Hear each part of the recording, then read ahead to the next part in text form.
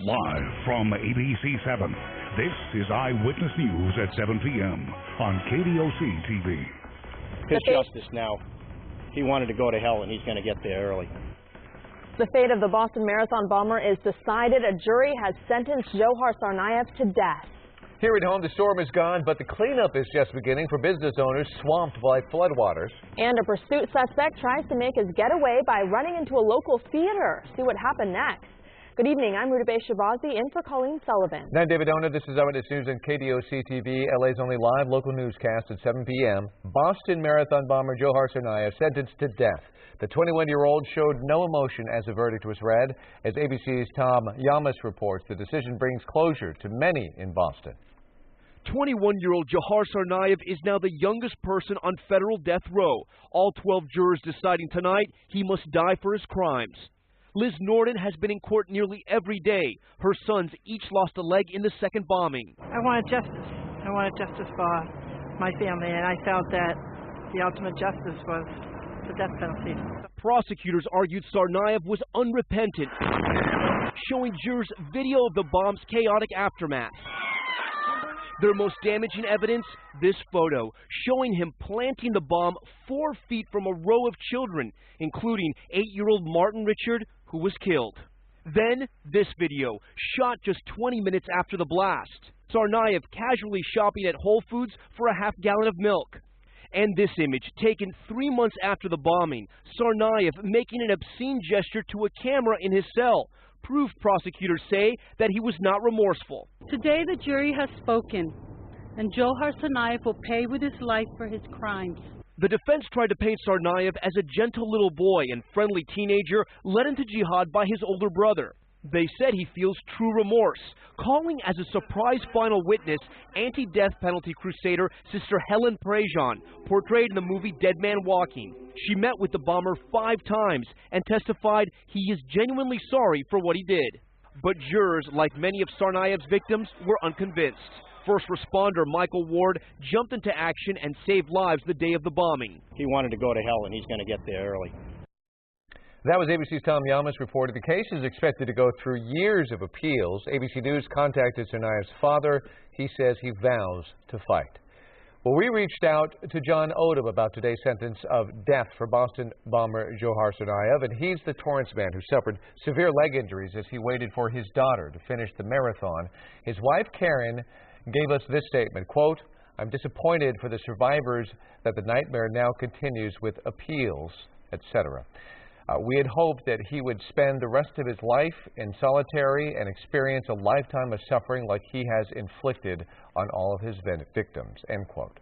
Well, spring storm brought a steady flow of rain and snow to Southern California. It's starting to clear out now out of the area, but this is what it looks like earlier today in Santa Ana as rain fell across most of the region.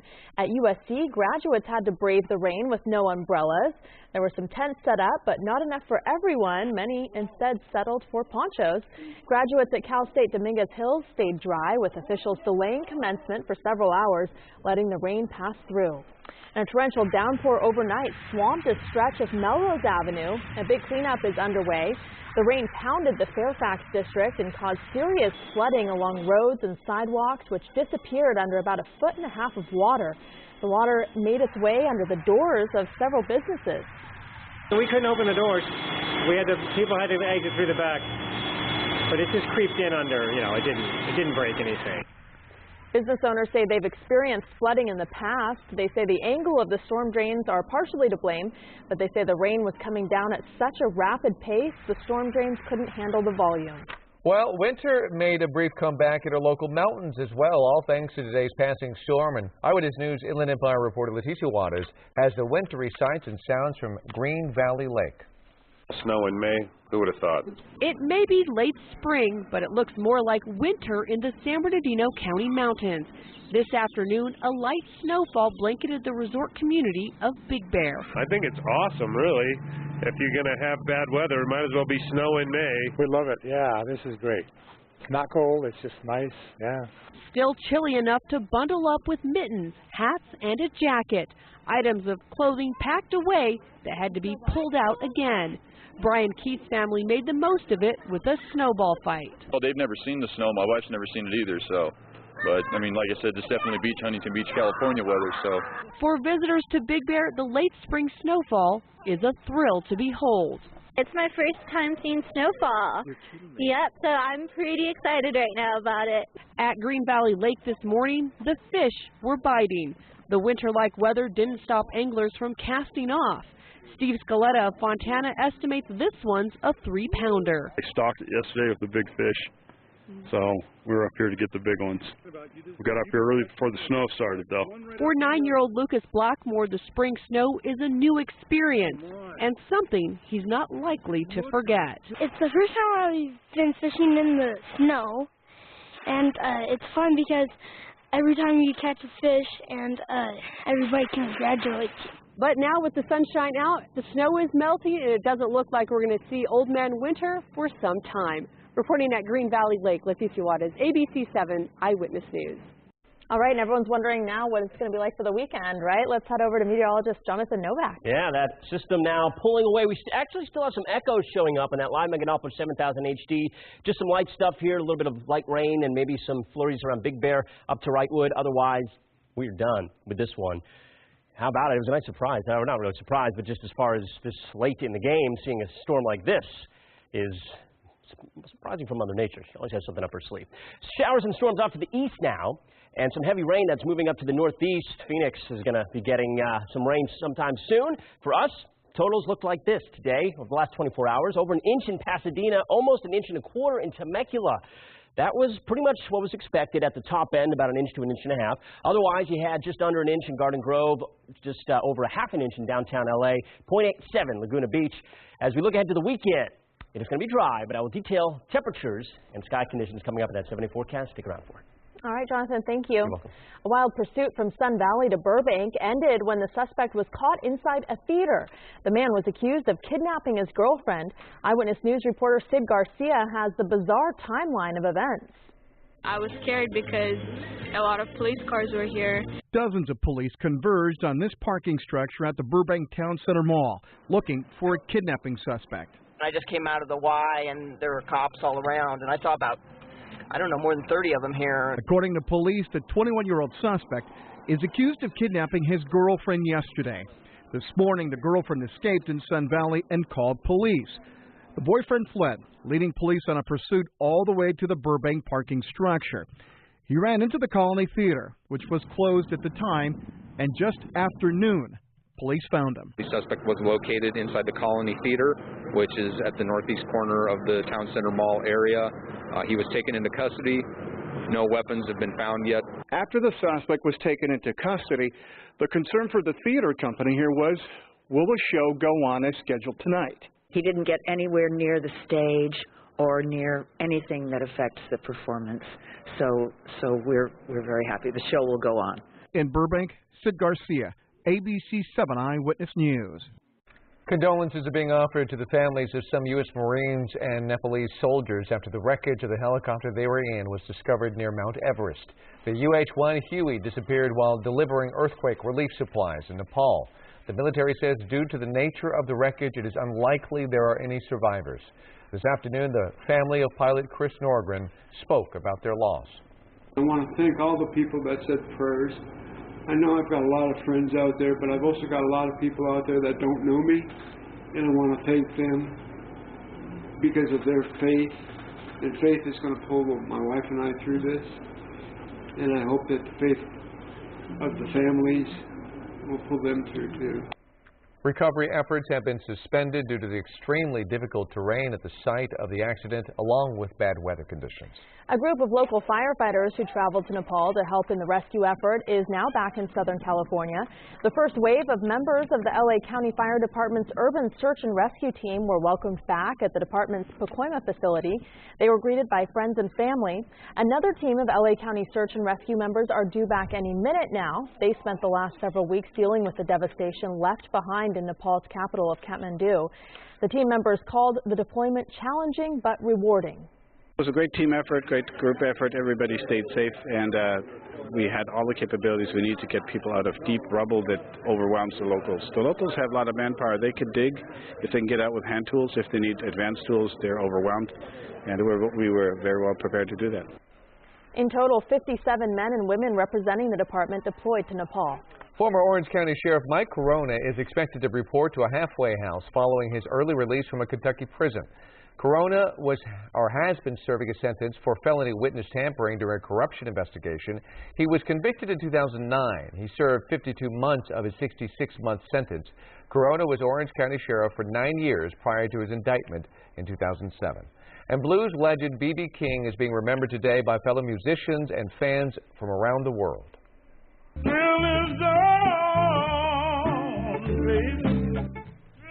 King died last night at his home in Las Vegas at the age of 89. Stars and prominent figures have been offering their condolences, including President Obama.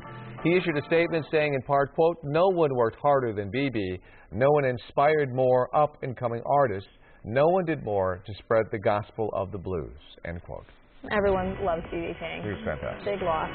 Well, up next, an arrest in that George Zimmerman shooting incident. Also, a police department under fire after the discovery of disturbing text messages and emails between police officers, how it could affect hundreds of criminal cases. Plus, that's no clown car.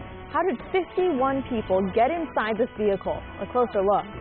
And a new age religion founded by a 1990s teen star. It's becoming a growing movement in Venice, and now it's been raided by undercover agents.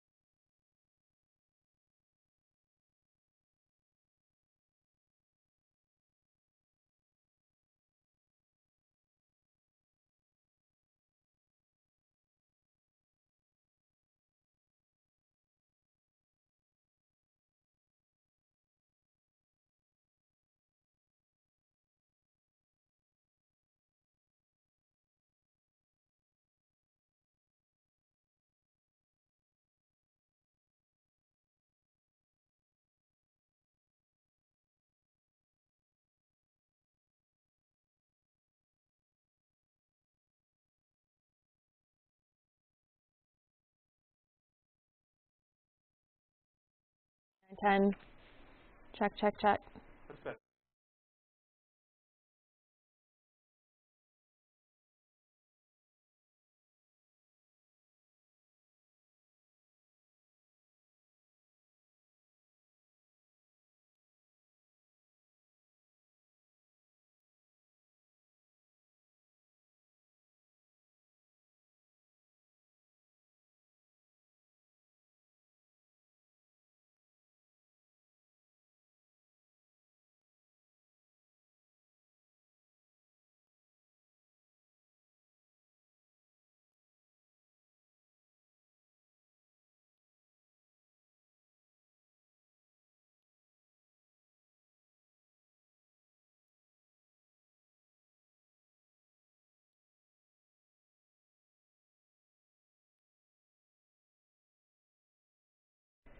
Police in Lake Mary, Florida have arrested a man accused of shooting at George Zimmerman. Police say Matthew Apperson was taken into custody today on several charges, including aggravated assault. Detectives believe Apperson did intentionally fire his weapon into Zimmerman's vehicle without any provocation. The incident happened Monday when they were both driving. Zimmerman suffered minor injuries from flying glass and debris. Tonight, another police department is under fire. This one in Miami Beach. Shocking text messages revealed sent by police officers, and now hundreds of cases are being re-examined. ABC's Steve Osunsami has a story. Tonight, 16 Miami Beach police officers are having to explain themselves after being caught up in a racist and sexist email scandal. And quite a few videos that are graphic pornography. Their bosses say one of the photos sent around is this Photoshop picture of a toddler holding the sign Dad at a Black History Month parade with a group of black men running away, and Black Monopoly, where every space leads to jail. There was the N-word, the F-word, and plenty of porn. Prosecutors say because of this, they will now re-examine 540 cases where the officers were involved. Women and African Americans are defendants in more than a third of those cases. This conduct seems to have been accepted within the department. Investigators say the riders with the most enthusiasm were Lieutenant Alex Carullo, fired Thursday, and Major Angel Vasquez, who retired last year. Tonight, police in San Francisco are also investigating 14 of their officers after discovering racist and homophobic text messages. In Fort Lauderdale, they just fired 3 officers and 1 retired for similar offenses. It jeopardizes criminal cases because these officers cannot be credible witnesses or arresting officers. In most of these cases, the messages were sent on city phones and email accounts. That was ABC's Steve Osunsami reporting. Police in Australia are looking for a not-so-smooth criminal. As you can see from the surveillance video, he got the smash part right, but not the grab. Police say on Tuesday the suspect broke into a gas station and tried to steal an ATM machine. The suspect attaches a chain to the machine and then drives off. The only problem, though, is chain broke. The suspect comes back for round 2, but stops too far away to reconnect the chain. Suspect thinks better of a third attempt and instead drives away. Oh, man. Well, a frightening scene in southern China when police found 51 passengers crammed into a minibus designed for 6 people. 2 of the 51 people on board were minors. Some of the seats in the van had been removed to allow for more space. The agents stopped the vehicle because it was traveling too slowly. State media reports say the passengers were migrant workers on their way to a building site. The driver was fined for having too many people on board. It's unbelievable to look at all of those people just continuing to stream out of there. Mind-boggling. 51 in a van for 6? I don't know how they do it. Yeah. All right, well, let's check in now with Jonathan. I feel like there's a lot to say there. It's fine. All right, live making up with 7,000 HD, but I won't. We have a few echoes, a few readings showing up here on the radar. Check it out here. Just a little bit of light snow still showing up around Big Bear and then toward Wrightwood. But this is it. We're wrapping things up. That system's pulled away to the east, and with it, all the showers and storms along with it. That's now heading toward just skirting Phoenix, and that's going to be moving from the southwest to the northeast as it continues to make progress. And Stephen brought some storm activity up into portions of the plains earlier today. So what do we have to look forward to? Some sunshine. I don't know how warm it's going to get really this weekend, if you're counting on some real warm weather. But we'll have the sunshine out, at least a little bit. This is from Big Bear a little bit earlier on. Nice stuff there. Some snow in the mountains and a nice shot sent in. Thank you, Danny Enger. Big Bear shot right. That's nice. Beautiful stuff. How did he catch that? Got a little luck, a little skill. I don't know. 39 degrees at Big Bear, by the way. Cold. It's going to be a cold evening. LAX, you head to the coast, 61. And then downtown LA, sunshine, 64. That's a live image right there. Temperatures are not going to be too much warmer than this tomorrow afternoon. We will warm up a bit, but not a ton. And I'll tell you why in just a moment. But right now, for tonight, you can expect these to drop down to what will feel like pretty cool weather. So I would definitely keep a jacket around for the next few days at least. 64 in Fullerton, 59 in Hemet, 62 Santa Ana. So here's the storm right there as it's pulling up to the northeast. And you see all the rain wrapping around it. Just an awesome rainmaker for us. Late in the season, actually past the season, into May, seeing snow in the mountains, just unreal. But we, as how many times here? We will take it. We will take what we can get.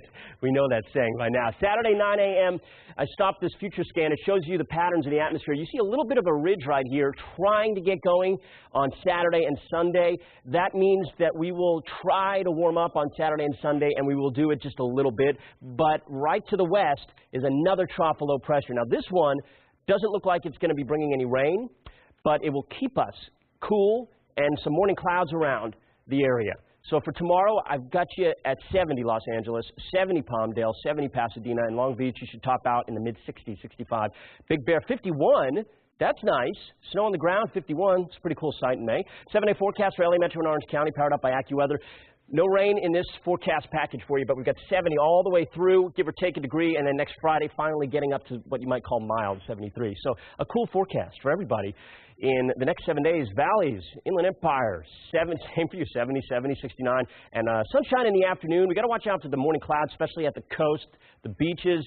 I'm calling for morning clouds, maybe some thicker clouds this weekend, in fact, that you might want after the storm system rolled through. 65 for about 4 days. not a huge variation throughout the whole 7-day forecast in terms of temperatures. Unless you head to the mountains, it's a little bit warmer going into the Monday on time frame, or Tuesday on time frame, I should say. But the good thing is you get the sunshine back in. Temperatures nearing 60 by Tuesday. The high desert in the 70s throughout. And next week, Wednesday, Thursday, maybe a light shower in the mountains. Otherwise, the high desert and everybody else is going to stay dry. A lot of sunshine back in play, guys, and temperatures not bad. Cool. It's what it should, should have felt like months ago. Okay, Jonathan, thank you. We'll take it, as you say. Yeah. I came up with that. Thank you.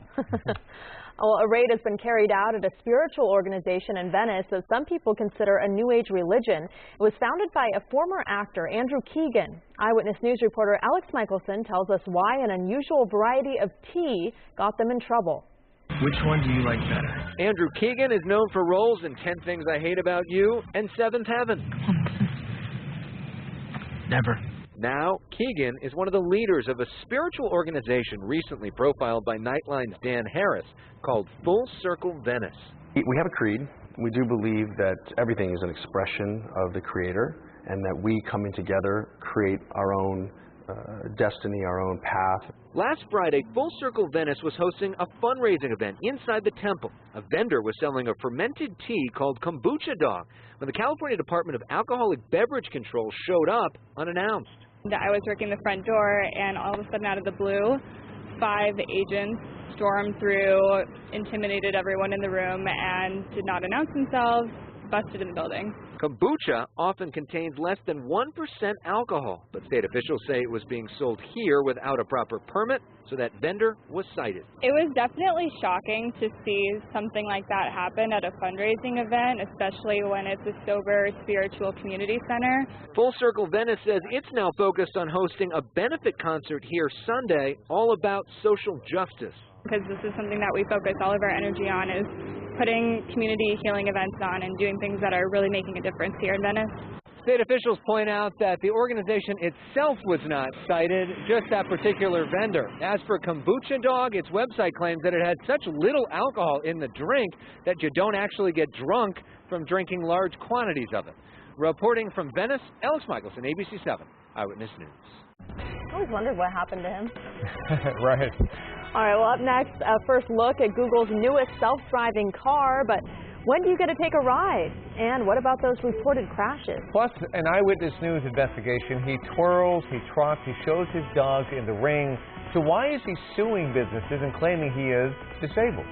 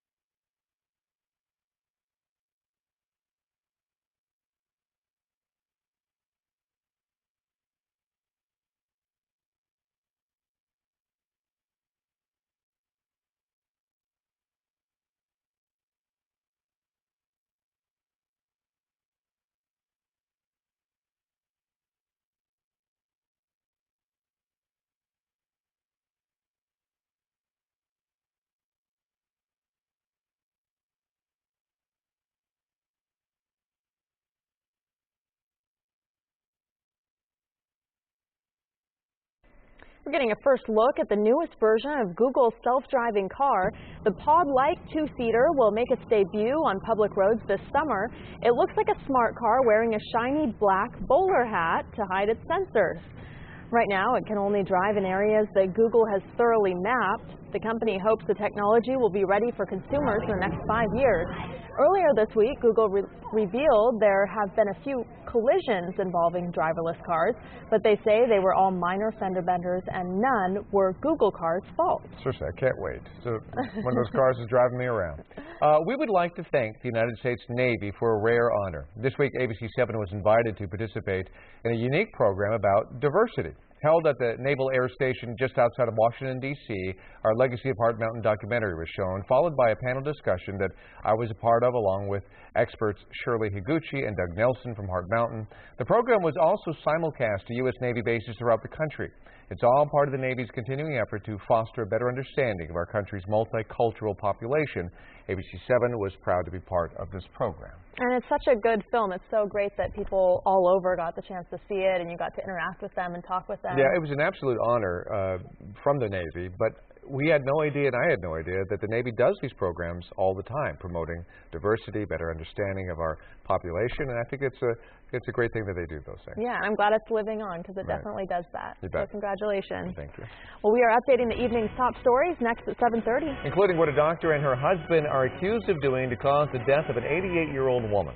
And gas prices soar above $4 a gallon for the first time since last summer. What's fueling the spike?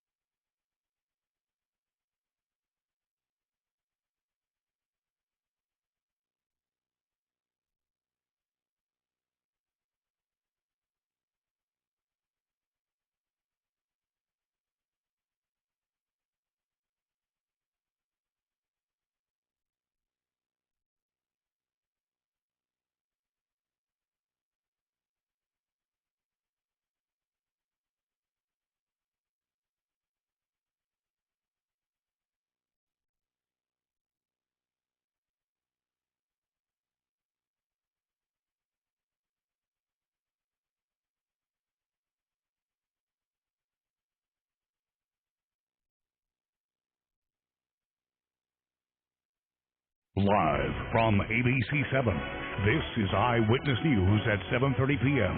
on KDOC TV. Top story at 7:30. Joe Hartsanayev will be put to death for his role in the Boston Marathon bombing. I'm David Ono. I'm Ruta Shabazi in for Colleen Sullivan. This is Eyewitness News on KDOC TV, LA's only live local newscast at 7 p.m. After deliberating for more than 14 hours, the jury decided on the death penalty for the 21-year-old. The defense sought to save Tsarnaev's life by pinning most of the blame on his radicalized older brother, but prosecutors say Tsarnaev was an equal partner in the attack. For me, I think it was the just conclusion, but there's nothing happy about any single bit of this situation. His justice now. He wanted to go to hell, and he's going to get there early. Tsarnaev's execution would be carried out by lethal injection, but the case is expected to go through years of appeals. Here at home, round 2 of our spring storm brings more snow to our local mountains. This afternoon, a light snowfall blanketed the resort community of Big Bear. Parts of the San Bernardino Mountains got up to 2 inches of snow yesterday.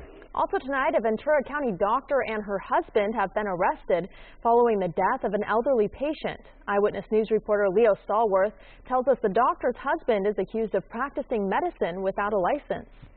Ventura County Sheriff detectives say 88-year-old Polly Duntley is a victim of the medical profession at its worst. They say the elderly woman received a medical house call last year from who she thought was a doctor, but instead was an unlicensed person who administered a lethal dose of drugs to her. She was administered some morphine, and unfortunately because of this dose of medication, she did pass away. Fast forward to 2015, April of 2015, our pharmaceutical task force was made aware of this death because of the morphine, maybe some suspicious indications behind it. Detectives say family members of the victim alerted authorities. They arrested Dr. Ellen Crow and her husband, Paul McQuillan, who own and operate a business known as House Call Doctor, a business they operate from their personal residence in Thousand Oaks. Detectives say while Crow is a licensed doctor, her husband McQuillan is not. Despite that, they say she gave her husband the okay to make the house call and administer morphine to the 88-year-old victim. Investigators fear it's not the first time Crow has sent her husband into homes to care for patients. You know, I don't know how long they've been operating, but our concern is that they've been operating under these false pretenses for a while, and we want to reach out to the public and find out if there's anybody else out there that's received care from either Dr. Crow, which she's licensed, but most importantly her husband, Paul McQuillan. Crow and her husband are charged with administering and practicing medicine without a license. They're both free on $50,000 bail each. We made phone calls to the couple's medical business as well as knock on the door. We got no response.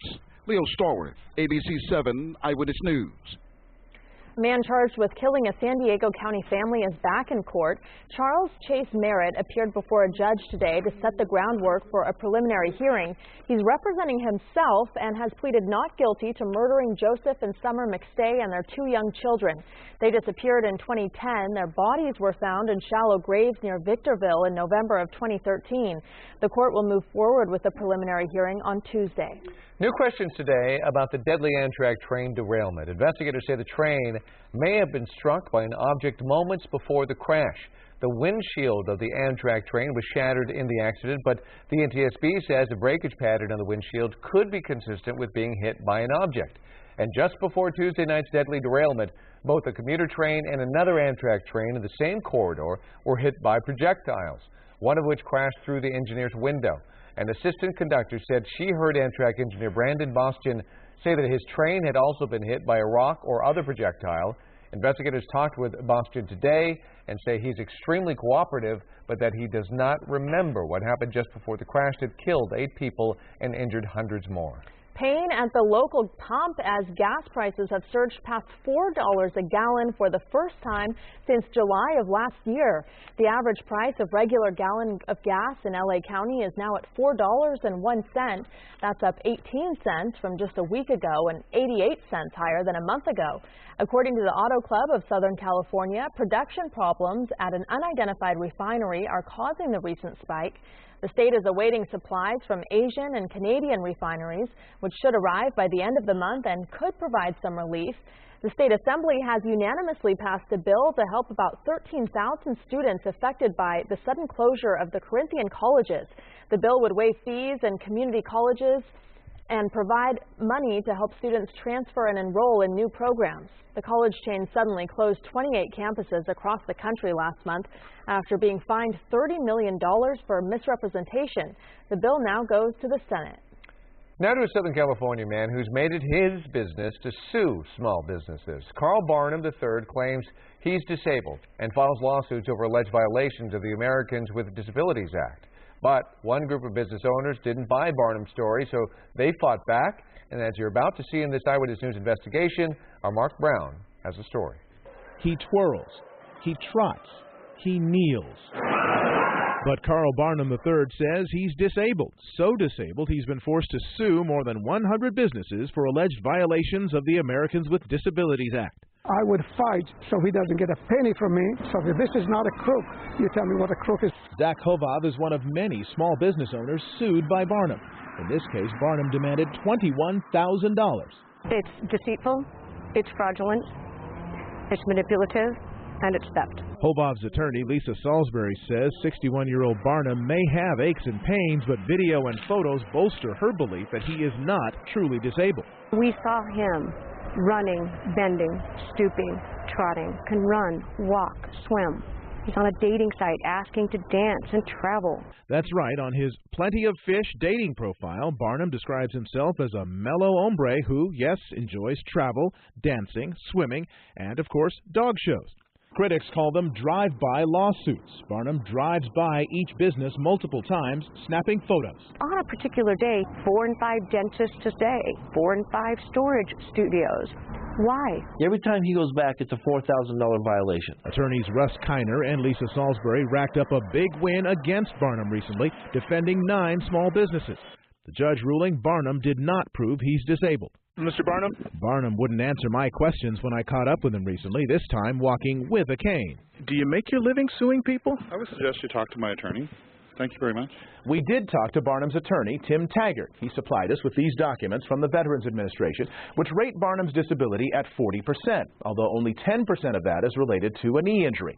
The other 30%, ringing in the ears, sinusitis, and athlete's foot. Barnum also has a disabled parking placard from the DMV and receives disability from Social Security.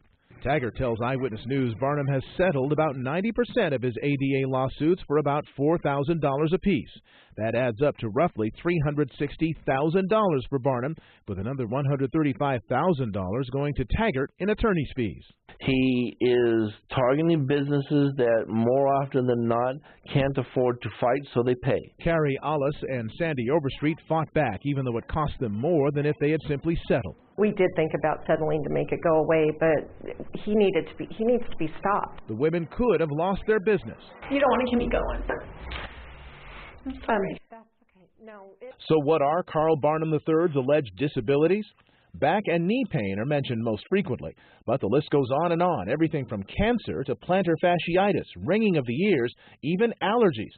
And then there's this, PTSD from having to shoot and kill his own dog instead of having a vet put him to sleep. Part of his disability was post-traumatic syndrome when he, quote, had to pull the trigger 6 times to end the life of his dog.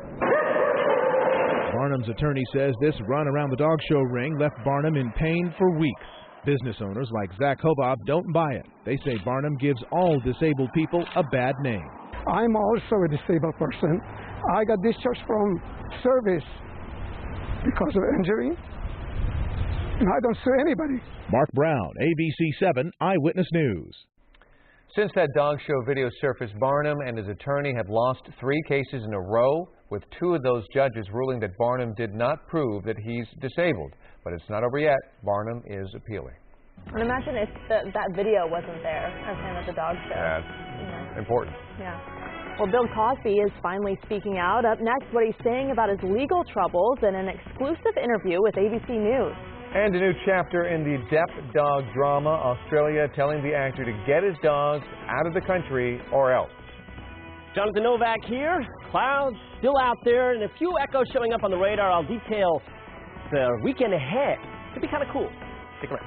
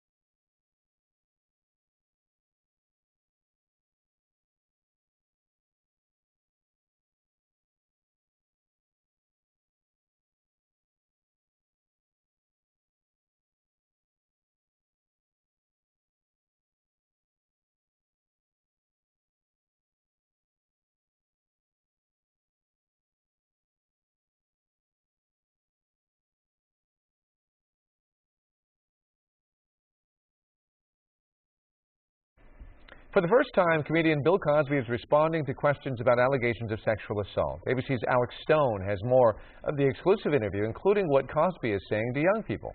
Are you concerned at all that, given the allegations, that may overshadow your message? I have been in this business 52 years, and I've never seen anything like this. And reality is the situation. And I can't speak. Bill Cosby speaking in an ABC News exclusive with Lindsay Davis. Since November, over 30 women have come forward, some accusing him of drugging or sexually assaulting them. We caught up with the actor before he was to speak Friday with high school students in Selma, Alabama for the Black Belt Community Foundation, spreading his message of education. If a young person comes up to you and says, my mom says you've done some bad things, how will you answer them? If they are pressing you, are you guilty? Did you do it? Are the allegations true? I think that many of them say, well, you're a hypocrite. You say one thing, you say the other. My point is, okay, listen to me carefully. I'm telling you where the road is out. Now, you want to go here, or you want to be concerned about who's giving you the message? Cosby's representatives deny the allegations, and he has never been criminally charged. Alex Stone, ABC News, Los Angeles. Johnny Depp's dogs are on their way back to the U.S. after causing an uproar down under. Pistol and Boo are headed back to California on a private plane. Australia's agriculture minister accused the actor of sneaking the pups into the country. The dogs were quarantined, and the government warned they would be euthanized if they were not taken out of the country. Australia has strict regulations about bringing in pets. Some politicians call the incident much ado about nothing. I can't believe that two little terriers are occupying the minister and cabinet's time. After all, we've got 23 million Australians that need the Prime Minister and the cabinet working for them. Depp is in Australia filming the 5th installment of Pirates of the Caribbean. Tonight, a second woman is facing felony charges for allegedly impersonating a police officer in order to steal a dog. The dog's owner, Cesar Aguilar, says two women posed as LAPD animal cruelty officers and threatened him with deportation if he didn't hand the animal over. Investigators say a tip from the public helped them find little Fanny, who was returned to her Echo Park home. 51-year-old Jenny Smiles was charged with multiple felony charges, and now Shanna Tenner has also been charged with 4 felonies. Detectives say Eyewitness News coverage helped them arrest the two women. That's a happy ending, at least, for the dog owner. For the dog. Up next, Jonathan Novak gets ready for a weekend warm-up. Plus in sports, unusual opponents step into the ring tonight in Utah. And a first look at a final masterpiece from the late artist Chris Burden, and where you can see it.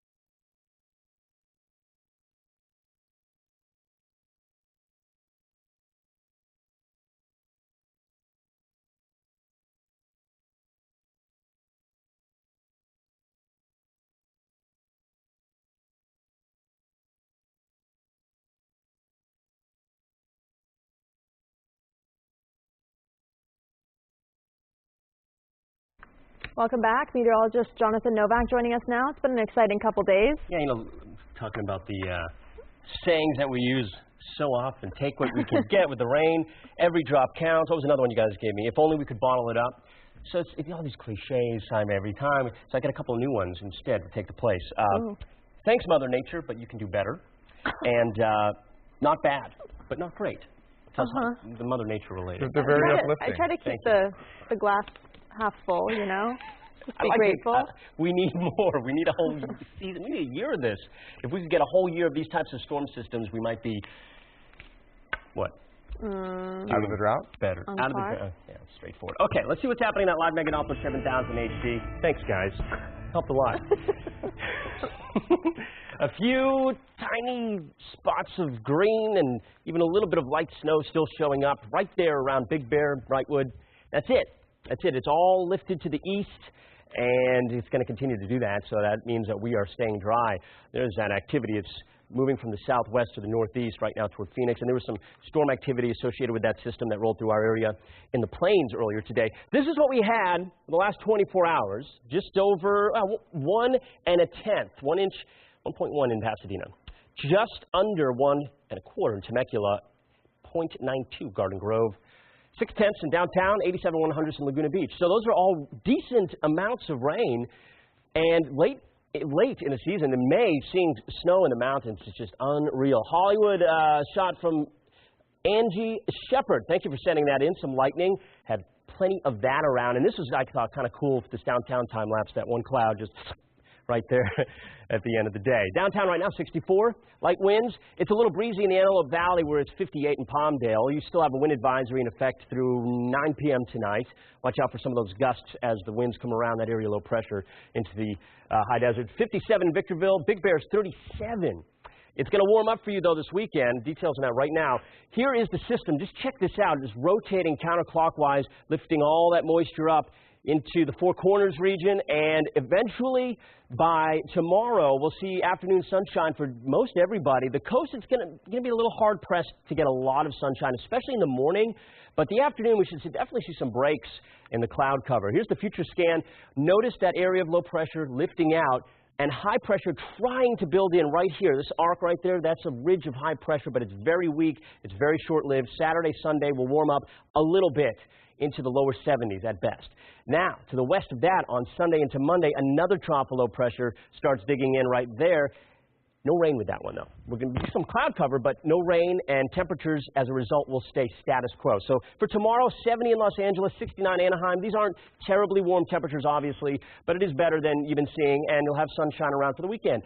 Next week, a few clouds, especially in the morning, in your 7-day forecast for LA Metro and Orange County. 69 to 71, pretty much the whole 7-day. Valleys, i.e., the same for you. A few more clouds this weekend, and for the work week as well, you have partly cloudy skies. It's the beach forecast that calls for plenty of morning clouds around. I'm going to give you a little sun in the afternoon. No rain, though. Maybe a shower or two in the mountains on Wednesday. It's the only spot we've got any shower activity. Look at the temperatures warming up to near 60 by the end of your forecast. In the high desert, a little breezy tonight and tomorrow, and temperatures back in the mid-70s by the end of the forecast for you as well. That's it for me. Thanks, you guys. All right, thank you. Yep. Everyone is still talking about the Clippers' monumental collapse last night in Game 6. They had a 19-point lead and could smell their first-ever Western Conference final, but Houston outscored L.A. 51-20 over the end of the third and into the fourth quarter in front of a sellout crowd at Staples Center. It was just the third time in NBA history that a team playing at home with a chance to clinch a playoff series blew a double-digit lead entering the fourth quarter. Blake Griffin, he was held scoreless in the final quarter as the Clips made just 4 field goals. They had a scoring drought of nearly 6 minutes, going from up 8 to down 9. Game 7 is Sunday in Houston. The team knows their Achilles heel.